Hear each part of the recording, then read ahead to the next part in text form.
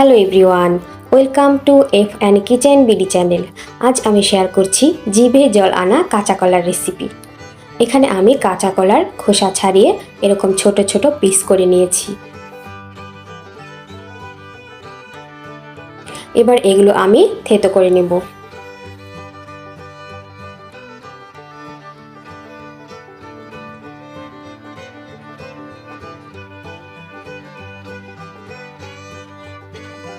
আপনারা চাইলে এটাকে গ্রাইন্ড করেও নিতে পারেন।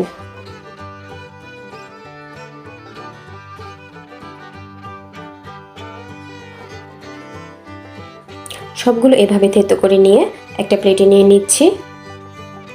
আর এর সাথে নিয়ে নিচ্ছি ভেজে রাখা শুকনা মরিচ এবং স্বাদমতো লবণ। এরপর এগুলো হাত দিয়ে গুঁড়ো করে নেব।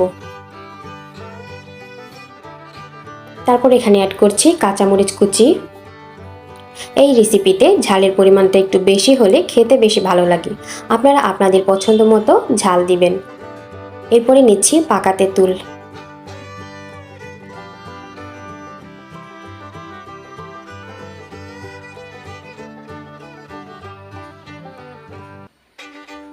আর নিচ্ছি লেবুর রস।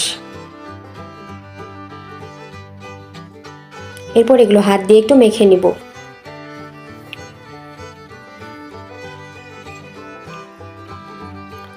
এগুলো একটু মেখে নিয়ে এখানে আমি নিয়েছি সর্ষের তেলে ডুবানো আমের আচার। কাঁচা আম ফালি করে রোদে শুকিয়ে আমি তেলের মধ্যে ডুবিয়ে রেখেছি। আর সাথে কিছু গরম মশলা দিয়ে রেখেছি। এই রেসিপিতে আমি এখান থেকে সর্ষের তেল ব্যবহার করব। আপনাদের কাছে যদি এরকম আচারের তেল না থাকে তাহলে নর্মাল সর্ষের তেল দিলেও হবে।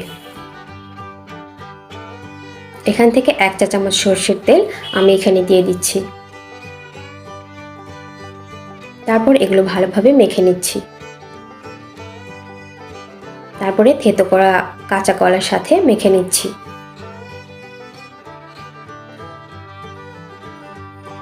তৈরি হয়ে গেল জিভে জল আনা কাঁচা কলা আর তেঁতুলের ভর্তা। একবার হলেও এভাবে ট্রাই করবেন, এর স্বাদ কখনো বলতে পারবেন না। ভিডিওটি ভালো লাগলে একটা লাইক দিবেন আর প্লিজ আমার চ্যানেলটি সাবস্ক্রাইব করবেন।